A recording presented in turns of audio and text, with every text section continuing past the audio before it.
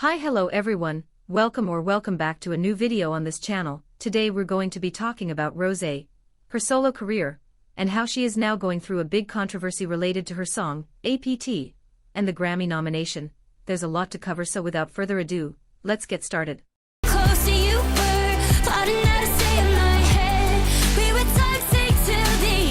As we all know, Rosé debuted in the group Blackpink in 2016 with the song Boombayah. Blackpink was extremely popular during the years they were most active. They only needed one song a year to shine and be considered one of the best K-pop girl groups. One of the things that helped their popularity was that all four girls were very recognizable and charismatic, which allowed the audience to connect with them. Each one had a very defined role within the group, and that worked really well for them. Jennie as the rapper, Jisoo as the visual, Lisa as the dancer, and Rosé as the vocalist. The problem was that while everyone stood out in their own fields, Rosé was the one who stayed behind the most. No one mentioned her when talking about the best female vocalists. Unlike what they did with the other members, this made her and Jisoo the noticeably less popular members. There wasn't really an era where she stood out too much, but all the fans knew that when the group eventually ended and everyone started their solo paths, she would be the one who shined the most. This was said because she was the one who approached music with the most passion. It was obvious that she enjoyed being on stage and experiencing music intensely. That's why while fans didn't know what the solo careers of the members would look like, they knew that Rosé would be the most active. Her solo career started in 2021 at YG, when she debuted with her single album, R, which had two songs, On the Ground and Gone. She herself participated in writing the lyrics, especially reflecting personal thoughts about success and inner searching, which made fans connect deeply with her music. Although in 2023 the group renewed their contract as part of Blackpink, each member went to different companies for their solo projects. It was surprising that Rosé, instead of creating her own company like the other girls did, signed with the Black Label, a company associated with YG, although later she signed with Atlantic Records for international support. Everyone was shocked when months later Bruno Mars posted on his Instagram account some photos with the caption, "So much fun. Remember when you tried to kiss me? That was weird, other than that sick pic," to which Rosé replied, "I'm gonna kill you, take that back or I'm not releasing the song Bruno," and the rest is history. APT came out, a song that would revolutionize the whole music industry. A hit from the very first moment. With a catchy melody and huge voices, they combined several musical styles and the song became a massive hit. It has won countless awards, and it has undeniably become one of the songs of the summer. Although this song showcased a lot of Bruno but little of Rosé, months later Rosé released her first full-length solo project, her album called Rosie, with 12 songs. She participated in the composition and lyrics of all the songs on the album, achieving many accomplishments, but no song hit as hard as APT, which was expected since her album is much more melodic and personal, clearly made for her most loyal fans. APT is catchier and anyone can dance to it. Many people noticed the difference between Rosé's solo songs and APT.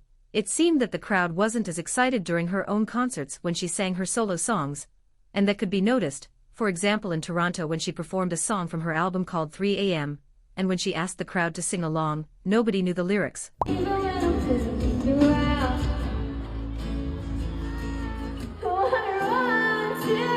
This made people think that APT only became famous because it was a Bruno Mars song, and not because Rosé was also singing in it. Many people have pointed out that the song doesn't really connect with Rosé, and instead some even think it's a Lady Gaga track. Even TV networks have made mistakes, trying to claim that the impact isn't because of Rosé. Rosé also faced criticism for supposedly not knowing the lyrics of the song she co-wrote, since in one performance she was seen reading Bruno's part.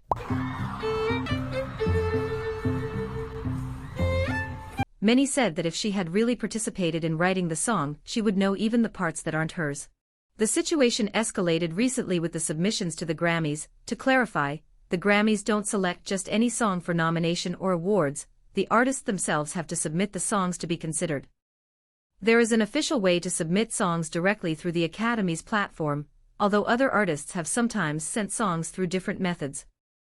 Rosé submitted her APT entry and also sent a "For Your Consideration" box to Grammy voters. This box included some merch and a paper that we'll analyze later because she lied. First, I want to clarify that this is allowed by the Academy, but some consider that this kind of submission can create a bribery or favoritism effect, so it's not entirely ethical. The box included a paper listing all the supposed records claiming that her album Rosie was the biggest streaming debut by any Korean artist in the US, and this simply isn't true. While Rosé got 43.85 million on-demand streams, BTS had achieved better numbers with 3 of their albums, Map of the Soul Persona with 71 million, Proof with 52, and B with 48 million.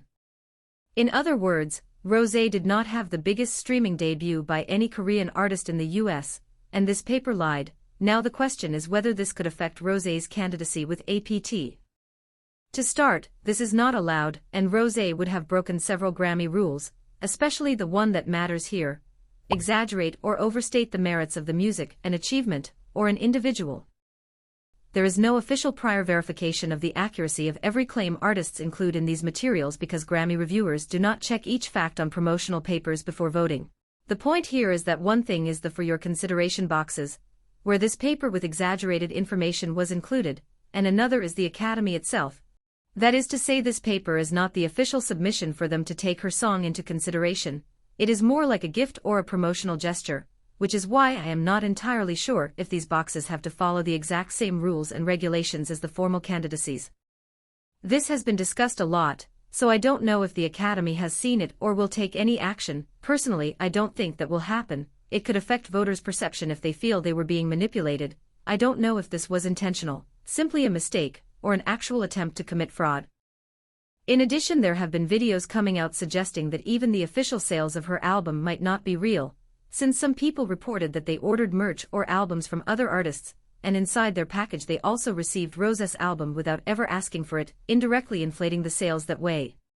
I couldn't find this video with audio, but basically this girl ordered Madison Beer merch, and it came with 3 copies of APT.